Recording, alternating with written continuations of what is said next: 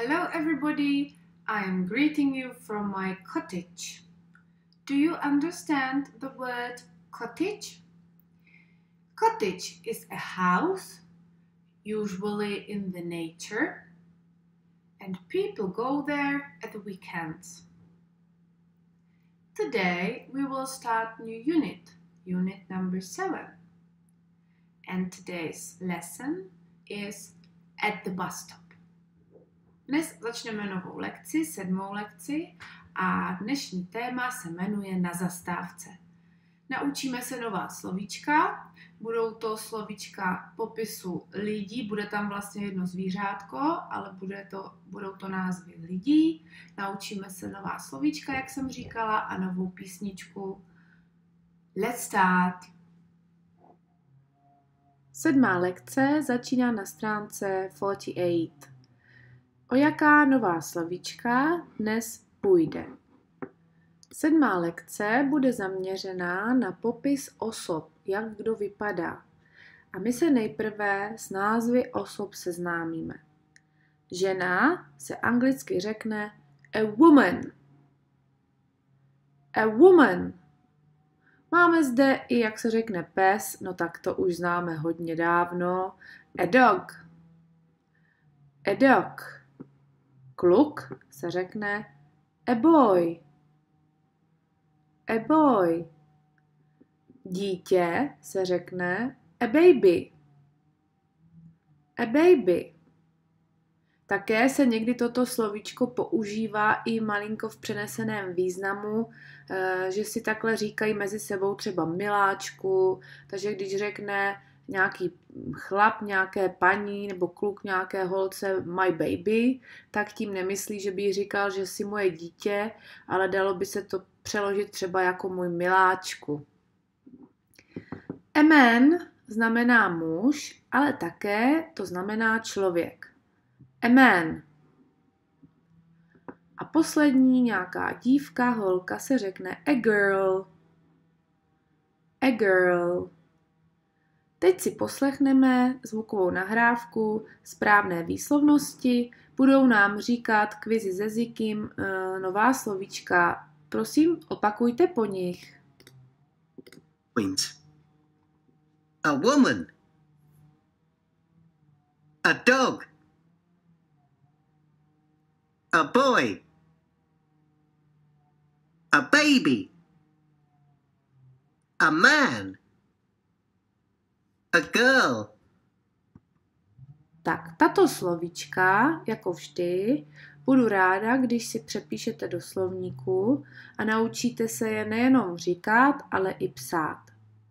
A my se dneska seznámíme ještě s tvořením množného čísla. My se ještě podíváme na tvoření množného čísla. My víme, že v angličtina má takzvaná pravidelná podstatná jména, kde se množné číslo tvoří na základě pravidla. A to pravidlo je takové, že se nakonec k tomu slovu přidá písmenko s. Takže jeden pes je a dog, nebo one dog, a 2 psy jsou 2 dogs. Přidáme písmenko s. To samé platí u slovíčka holka. Holka se řekne a girl, když je jedna one girl, a když jsou třeba 4 holky, 4 girls. Přidáme písmenko s. To samé platí u slovíčka a boy. One boy and 5 boys. Přidáme jenom písmenko s. Pravidelné je i slovíčko baby.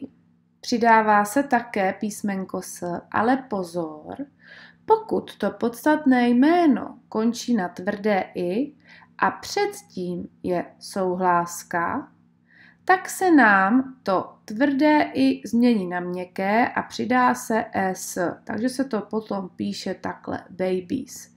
Když se vrátím zpátky k tomu klukovi, tak také sice končí na tvrdé i, ale předtím není souhláska, ale je tam samohláska. Takže se tam nic nemění. Takže 5 boys, ale u dítěte to pravidlo tedy je takové, že se to píše s koncovkou is.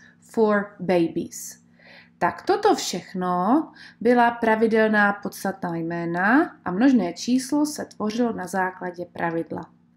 Dneska jsme se naučili nebo se učíme nová 2 slova a to jsou slova a man and a woman a to jsou takzvaně nepravidelná podstatná jména.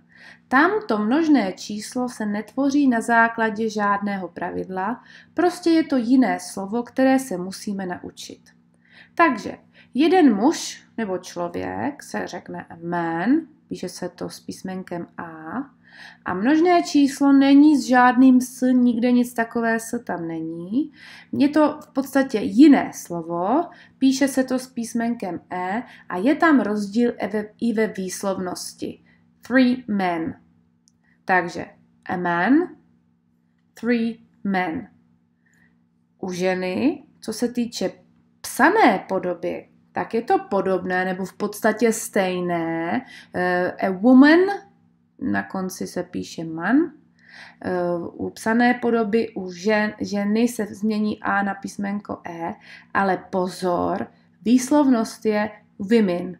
Já jsem to tady takhle napsala v šedivém, děti, takhle se výslovnost nepíše, ale beru to tak, že teďka si to nemůžeme pořádně vysvětlit, tak jsem se snažila, aby to pro vás bylo co nejpochopitelnější. Takže tohle rychle zapomeňte, co tady teď píšu. Je to taková spíš pomůcka. Takže 3 ženy se řeknou 3 women. Tedy, abych to nějak zopakovala. V angličtině máme pravidelná podstatná jména, jako je slovíčko dog, boy, baby, kde se množné číslo tvoří určitým pravidlem a to je obvykle tím, že se přidá písmenko s. Pokud končí slovo na tvrdé i a předtím je samohláska, platí toto pravidlo, přidává se pouze s. Pokud končí na tvrdé i, ale předtím je souhláska, musí se tvrdé i změnit na měkké a přidá se koncovka s, two babies.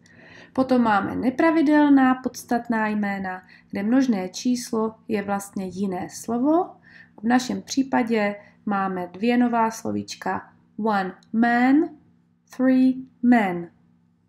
One woman, 3 women. My známe ještě slovo tooth, zub, a zuby jsou teeth, a chodidlo foot a chodidla feet. Let's back to our book on page 48 and there is written, a tady je napsáno in the street, neboli na ulici. A konkrétně jsme at the bus stop. Jsme na autobusové zastávce. Slovíčko street, ulice, bus, autobus, bus stop, že tam stopuje autobus, neboli česky autobusová zastávka. A na té autobusové zastávce máme ty naše nové postavy, nebo ta nová slovíčka, co se dnes učíme. A tyto všechny lidi a plus zvíře něco dělají a oni dělají waiting at the bus stop. Waiting znamená, že čekají. Slovíčko wait, čekat. Takže my si teďka pustíme písničku, kde se bude zpívat, kdo všechno čeká na zastávce. První sloka bude a woman and a dog waiting at the bus stop. Žena a pes čekají na autobusové zastávce a pak se to opakuje. Další sloka, kdo tam je dál? A boy and a baby waiting at the bus stop. A pak se to zopakuje všechno, jak to tam jde za sebou. A dog and a woman and a boy and a baby waiting at the bus stop. No a na poslední sloce, kdo tam ještě čeká, koho jsme ještě neslyšeli? Ještě jsme neslyšeli zpívat o a man and a girl. A man and a girl waiting at the bus stop a pak se to zase všechno zopakuje. A man and a girl and a boy and a baby and a woman and a dog waiting at the bus stop. Tak si písničku teď pustíme. Kdo chce, si ji může rovnou zaspívat.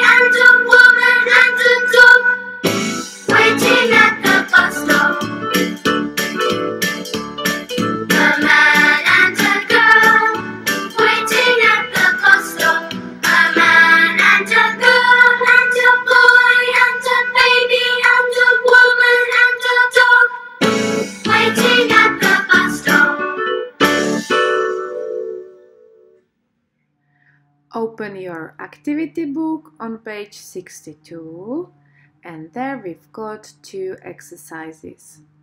First exercise is listening exercise. Listen and number. Poslouchej a očísluj. Než si pustíme zvukovou nahrávku, řekneme si, co vidíme na obrázku. Řekněte vy sami, co je tady teď. A woman and a baby. Řekněte, co je tady teď. A boy and a man. What is here? Say it now. A dog and a boy. Say what is here now. A girl and a boy. What is here? Say it now. A woman and a dog. And what about here? Now? A girl and a baby. So listen and write the number. 1, A woman and a dog. number 2, A boy and a girl. number 3, A girl and a baby. number 4, A man and a boy. number 5, A woman and a baby. number 6, A boy and a dog. Při kontrole znova zkusíme říkat, co kde je. Number 5, there are woman and a baby. Number 4, there are men and a boy. Number 6, there are boy and a dog. Number 2, there are a girl and boy. Number 1, there are a woman and a dog. And number 3, there are a girl and a baby. Druhé cvičení máte za úkol napsat, kdo je kde na obrázku. Sice si to pak zkontrolujeme spolu, ale tady nepředpokládám, že byste udělali nějakou chybu. Number 1, it's a woman. Je to žena s písmenkem A. Jak se napíše žena v množném čísle neboli ženy? Women a bylo by tam písmenko E. Number 2, there is a man. To je muž. A man. Jak se píše a řekne množné číslo od muže? Man s písmenkem E. Number 3, there is a baby. Je to dítě. Number 3 is a baby. Number 4 is a boy. Number 5 is a dog. And number 6 is a girl. Všechno. Mějte se moc hezky a zase příště. Bye bye.